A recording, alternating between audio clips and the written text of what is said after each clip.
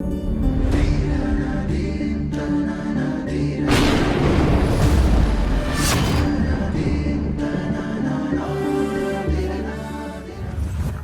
ಗುರುಭ್ಯೋ ನಮಃ.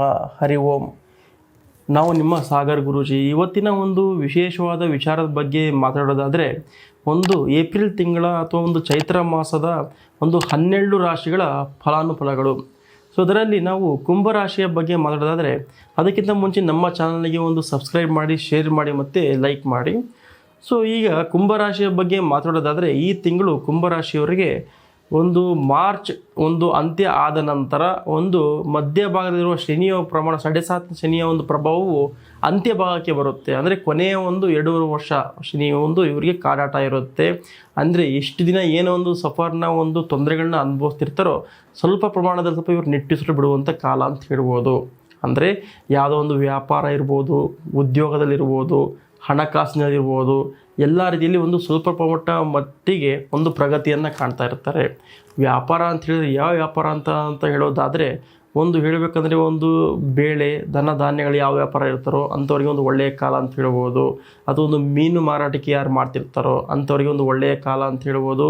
ಮತ್ತು ಒಂದು ವಸ್ತುಗಳು ಎಣ್ಣೆಗೆ ಒಂದು ಸಂಬಂಧಪಟ್ಟಂತೆ ಯಾರು ಒಂದು ವ್ಯಾಪಾರಗಳನ್ನ ಮಾಡ್ತಿರ್ತಾರೋ ಅಂಥವ್ರಿಗೆ ಒಂದು ಒಳ್ಳೆಯ ಕಾಲ ಅಂತ ಹೇಳಿ, ಒಂದು ಬೇವಿನ ಎಣ್ಣೆ ಇರ್ಬೋದು, ಹರಳೆಣ್ಣೆ ಇರ್ಬೋದು, ಅಥವಾ ಕೊಬ್ಬರಿ ಎಣ್ಣೆ ಯಾರು ವ್ಯಾಪಾರ ಮಾಡ್ತಿರ್ತಾರೋ ಅವರಿಗೆ ಒಂದು ಒಳ್ಳೆಯ ಒಂದು ವಿಶೇಷವಾದ ಒಂದು ತಿಂಗಳಂತ ಹೇಳ್ಬೋದು.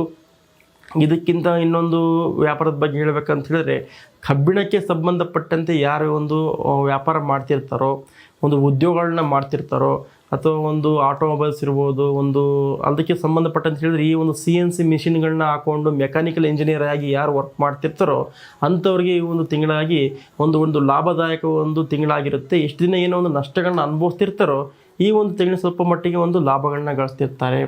ಮತ್ತು ಸರ್ಕಾರಿ ಉದ್ಯೋಗಗಳಲ್ಲಿ ಒಂದು ಸ್ವಲ್ಪ ಅಲ್ಪ ಪ್ರಮಾಣದಲ್ಲಿ ಒಂದು ಏರಿಕೆ ಅಥವಾ ಒಂದು ಬಡ್ತಿ ಒಂದು ಸಿಗುವಂಥ ಕಾಲ ಅಂತ ಹೇಳ್ಬೋದು. ಮತ್ತು ನೀವು ಮಾಡಿರೋ ಒಂದು ಕಷ್ಟಪಟ್ಟು ಮಾಡುವ ಕೆಲಸಕ್ಕೆ ಒಂದು ಉತ್ತಮವಾದ ಪ್ರಶಂಸೆಗಳು ಈ ಒಂದು ತಿಂಗಳು ನಿಮಗೆ ಬರ್ತಾ ಇರುತ್ತೆ.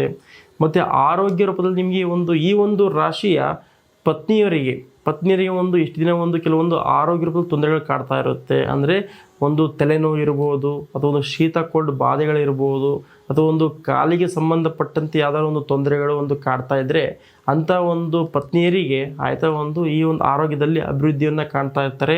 ಮತ್ತು ಮನಸ್ಸಿಗೆ ಕೆಲವೊಂದು ಶಾಂತಿ ಮತ್ತು ಒಂದು ನಿಷ್ಕಲ್ಮಶವಾಗಿ ನಡೆಯುವಂಥ ಕಾಲ ಅಂತ ಹೇಳ್ಬೋದು. ಇಷ್ಟು ದಿನ ಈ ಒಂದು ರಾಶಿಯಲ್ಲಿ ಸ್ವಲ್ಪ ಅಡೆತಡೆಗಳು ತುಂಬ ಬರ್ತಾ ಇತ್ತು. ಮತ್ತು ಯಾವುದೇ ಒಂದು ಕೆಲಸ ಮಾಡಬೇಕಾದ್ರೆ ಅಂತ ಹೇಳಿದ್ರೆ ಅಲ್ಲಿ ವಿಘ್ನಗಳು ತುಂಬ ಜಾಸ್ತಿ ಕಾಡ್ತಾ ಇತ್ತು. ಆರೋಗ್ಯದಲ್ಲಿ ತುಂಬ ತೊಂದರೆಗಳು ಕಾಡ್ತಾ ಇತ್ತು. ಅಂಥ ಒಂದು ಕಾಲಗಳನ್ನು ಸ್ವಲ್ಪ ಹಿಮ್ಮೆಟ್ಟಿಸಿ ಒಂದು ಒಳ್ಳೆಯ ಕಾಲ ಅಂತ ಹೇಳೋದು ಈ ಏಪ್ರಿಲ್ ತಿಂಗಳು ಇವರಿಗೆ. ಪ್ರತ್ಯೇಕವಾಗಿ ಹೇಳಬೇಕಂತ ಹೇಳಿದ್ರೆ, ಈ ಒಂದು ರಾಶಿಯ ವಿದ್ಯಾರ್ಥಿಗಳಿರ್ಬೋದು, ಅಥವಾ ಬೇರೆ ದೇಶಕ್ಕೆ ಹೋಗಿ ಉದ್ಯೋಗ ಮಾಡುವಂಥವರಿಗೆ ಒಂದು ಒಳ್ಳೆಯ ಕಾಲ ಅಂತ ಹೇಳ್ಬೋದು. ಅತಿ ಶೀಘ್ರವಾಗಿ ನೀವೇನು ಮನಸ್ಸಲ್ಲಿ ಅಂದ್ಕೊಂಡಿರ್ತೀರೋ ಅದು ಕೂಡ ನಿಮಗೆ ತಕ್ಕಂತೆ ಪ್ರತಿಫಲಗಳು ನೀವು ಈ ಒಂದು ತಿಂಗಳಲ್ಲಿ ನೀವು ಕಾಡ್ತಾ ಇರ್ತೀರ. ಮತ್ತು ತಂದೆ ತಾಯಿಯವರಿಗೆ ಸ್ವಲ್ಪ ವಿಶೇಷವಾಗಿ ಜಾಗೃತಿಯನ್ನು ಈ ಒಂದು ತಿಂಗಳಲ್ಲಿ ನೀವು ನೋಡ್ಕೋಬೇಕಾಗುತ್ತೆ. ಈ ಒಂದು ರಾಶಿಯ ತಂದೆ ತಾಯಿಗಳು ಯಾರು ಇರ್ತಾರೋ ಅವ್ರಿಗೆ ಸ್ವಲ್ಪ ಅನಾರೋಗ್ಯಗಳು ಅವರಿಗೆ ಕಾಡ್ತಾ ಇರುತ್ತೆ. ಅಥವಾ ಯಾವುದೇ ಒಂದು ಶಸ್ತ್ರಚಿಕಿತ್ಸೆ ಇರ್ಬೋದು, ಅಥವಾ ಯಾವುದೋ ಒಂದು ವಾಹನದಲ್ಲಿ ಹೋಗುವಾಗ ಇವರಿಗೆ ಪೆಟ್ಟುಗಳಾಗೋದು ಈ ರೀತಿ ಆಗ್ತಾ ಇರುತ್ತೆ. ಇಲ್ಲಿ ಸ್ವಲ್ಪ ಇವರು ತಂದೆ ತಾಯಿ ವಿಚಾರದಲ್ಲಿ ಸ್ವಲ್ಪ ಜಾಗೃತರಾಗಿರಬೇಕಾಗುತ್ತೆ. ಮತ್ತು ಅನಾವಶ್ಯಕವಾಗಿ ಮಾತುಗಳು ಬೇಡ. ಏನಕ್ಕಂದರೆ ಹಿತಶತ್ರುಗಳ ಕಾಟ ಜಾಸ್ತಿ ಉಲ್ಬಣ ಆಗ್ತಾ ಇರುತ್ತೆ. ಏನಕ್ಕಂದರೆ ಕೊನೆಯ ಶನಿ ಪ್ರಭಾವ ಇರೋದ್ರಿಂದ ಮಾತಿನಲ್ಲಿ ಸ್ವಲ್ಪ ನಿಗಾ ಇಟ್ಕೊಂಡು ಜೀವನ ಮಾಡಿದ್ರೆ ತುಂಬ ಒಳ್ಳೆಯದು. ಏನಕ್ಕಂತ ಹೇಳಿದ್ರೆ ನಿಮ್ಮ ಕರ್ಮಾನುಸಾರವಾಗಿ ಶನಿ ಮಹಾತ್ಮನು ನಿಮ್ಮ ಪ್ರಭಾವ ಬೀರ್ತಿರ್ತಾನೆ. ಸೊ ಅಲ್ಲಿ ನೀವು ನ್ಯಾಯಕ್ಕೆ ಬದ್ಧತೆ ನೀವು ಮಾತಾಡಿದ್ರು ಕೂಡ ಅಲ್ಲಿ ನೀವು ಕೆಲವೊಂದು ತೊಂದರೆಗಳನ್ನ ನೀವು ಅನುಭವಿಸ್ಬೇಕಾಗುತ್ತೆ. ಸೊ ಬಂಧು ಮಿತ್ರರಿರ್ಬೋದು, ನಿಮ್ಮ ಹಿತೈಷಿಗಳು ಯಾರು ಇರ್ತಾರೋ ಅವ್ರ ಹತ್ರ ಸ್ವಲ್ಪ ಯೋಚನೆ ಮಾಡಿಕೊಂಡು ಮಾತಾಡೋದು ತುಂಬ ಒಳ್ಳೆಯದು.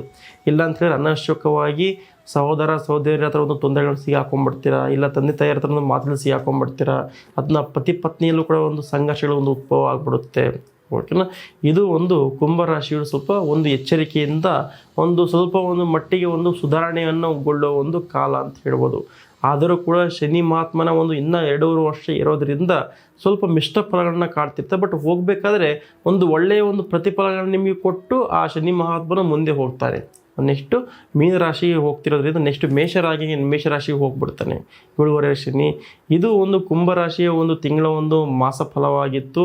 ಬಟ್ ಇದರ ಪರಿಹಾರವಾಗಿ ಇವ್ರು ಜಾಸ್ತಿ ಏನು ಮಾಡಬೇಕಂತ ಹೇಳಿದ್ರೆ ಶನಿಯ ಒಂದು ಸ್ತೋತ್ರಗಳನ್ನು ಹೇಳೋದ್ರಿಂದ, ಮತ್ತು ಆಂಜನೇಯ ಸ್ವಾಮಿಯ ಒಂದು ಶನಿಯ ಒಂದು ಹೇಳೋದ್ರಿಂದ, ಮತ್ತು ಆಂಜನೇಯ ಸ್ವಾಮಿ ಒಂದು ಲಿಂಬೆಹಣ್ಣಿನ ಒಂದು ಹಾರಗಳನ್ನ ಹಾಕೋದ್ರಿಂದ ಸ್ವಲ್ಪ ಮಟ್ಟಿಗೆ ಒಂದು ಚೇತರಿಕೆಗಳನ್ನ ಅನುಭವಿಸ್ತಿರ್ತಾರೆ, ಒಂದು ಒಳ್ಳೆಯ ಒಂದು ಪ್ರಗತಿಯನ್ನು ಕಾಣ್ತಿರ್ತಾರೆ.